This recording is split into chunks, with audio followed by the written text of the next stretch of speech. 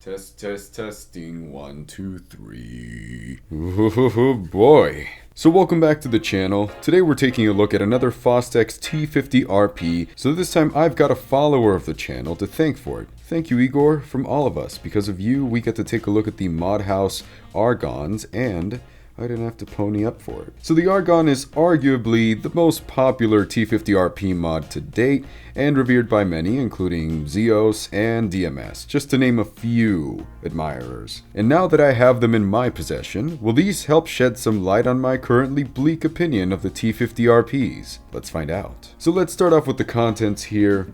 Listen, the amount of variety here is quite significant. I definitely have to mention something here. When buying them off of the Mod House website, you can choose pad materials, strap material, what type of wiring you want, and the optional case. Now, I highly recommend checking out the frequently asked portion of the website before placing your order, just to make absolutely certain that you get the configuration that may best fit the Argons, as well as what you might want out of them. Also, one big thing to read here, when selecting single-ended versus balanced, you're not selecting which cable you'll receive with them. What you're choosing is whether you want them to be rewired so that they can be compatible with balance connectors. Just my 2 cents, even if you don't own a balanced amplifier, just pay the extra for the mod. You never know when you'll get that itch to upgrade, and when you do, you'll probably want to make sure that these are getting as much juice as they can take. After all, it wouldn't be a Mod House product if you barely mod it.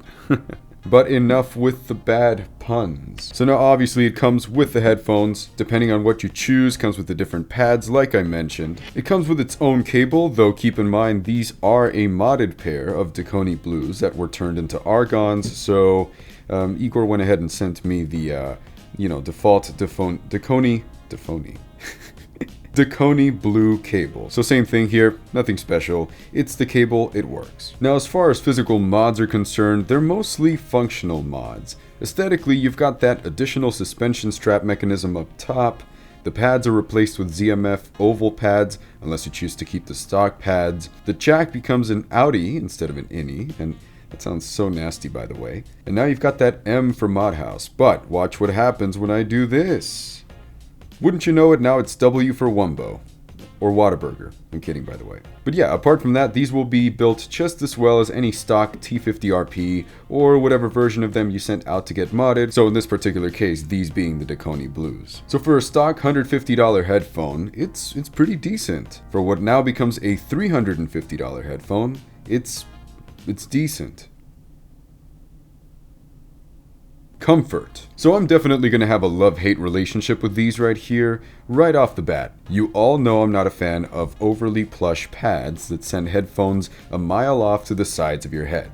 These are no exception. What particularly sucks about this situation is that the pads are beautifully built and feel exceptional. I mean, they're amazing. They really are.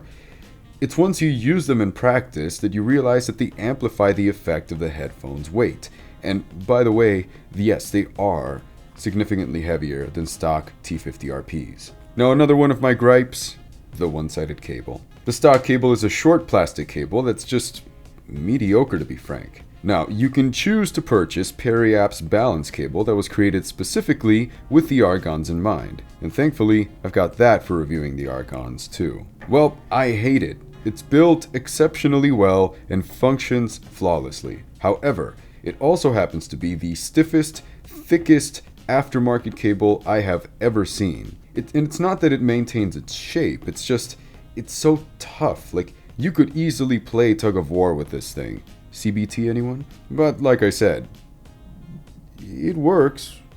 It works, it's functional.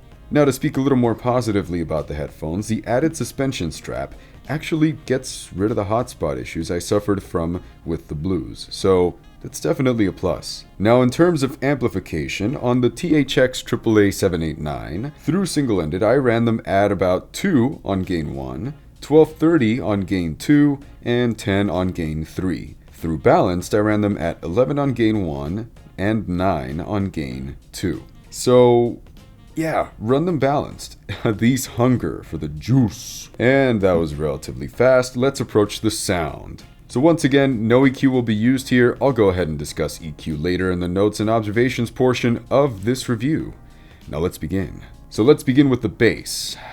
So, this is actually a great example of what it means to have warm bass that doesn't ruin the rest of the frequency. It's not a fast response, it's rather slow. It's definitely a lush bass response.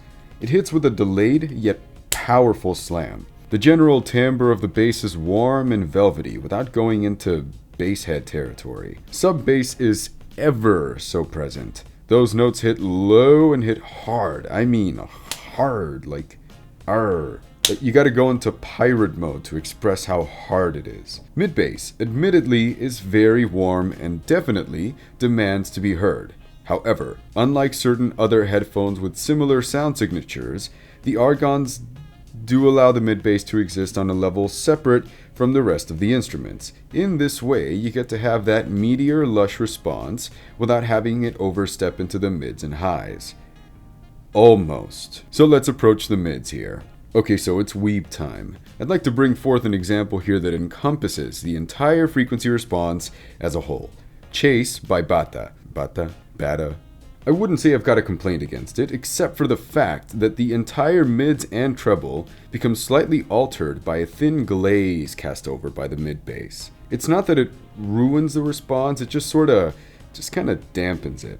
I don't think a whole lot of you may mind it, but to me it sounds like they're being restrained, like a bit of a wet towel is placed on them. If you think of a neutral response in the mids and the treble, and then just kind of dampen it a little, just kind of weigh it down a bit, that's what you should be expecting out of these. Female vocals unfortunately suffer from this just a bit as well. In Dream On by Postmodern Jukebox, I tried reaching out for those vocals, but they were ever so slightly out of reach. Cellos become affected in a similar manner too. This time though, I felt it gives it a nice little glaze up top that is a nice bit of change for them, though it does come at the cost of a little bit of texture. Treble, oh man, the greatest of tragedies occur in the treble department. See, the Argons have what I'd consider to be a pretty neutral treble response. It's a little silvery, a little shiny, and ever just barely sibilant, just barely so, without ever going too forward or becoming too painful to listen to. Albeit a little dark at times, it's quite excellent. However, the bass response, as I previously mentioned,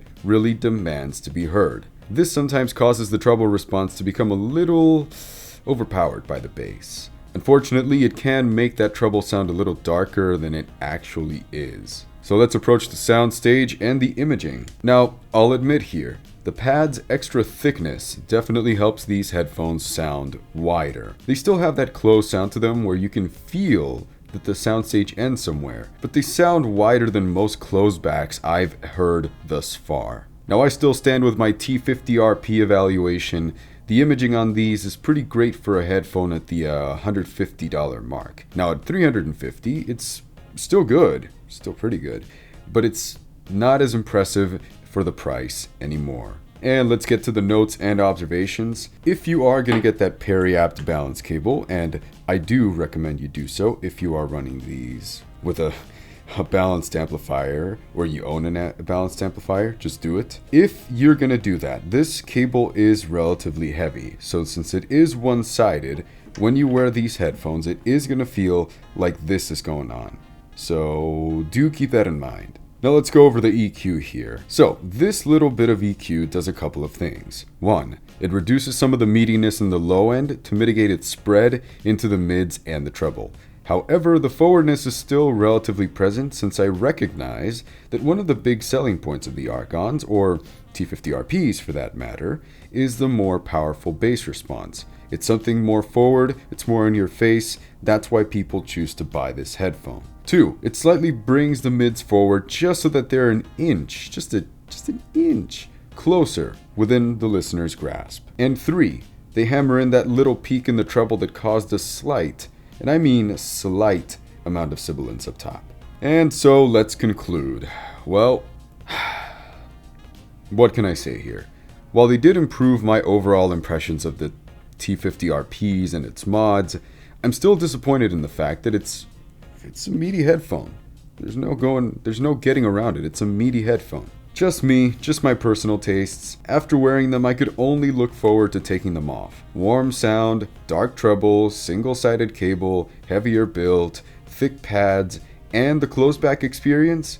Yeah, these really just aren't my cup of tea. Objectively speaking though, I think you could see this as a decent closed back alternative to use at your desk to unleash your inner bass head. However, there are definitely better, more modern options out there to choose from nowadays. And so, those are my thoughts on the Argons. Go ahead and let me know what you think about that in the comments section. Did I miss something? Is there anything else you want to know? I've got a couple, or just one other comparison that I've got going on that I think is going to come out next week, so do keep an eye out for that. In the meanwhile, Argons, why you do this to me? Why do you do this to me? Anyways, thank you very much for watching, and like, comment, subscribe, you know the deal, and I guess I'll see you in the next video. Ciao.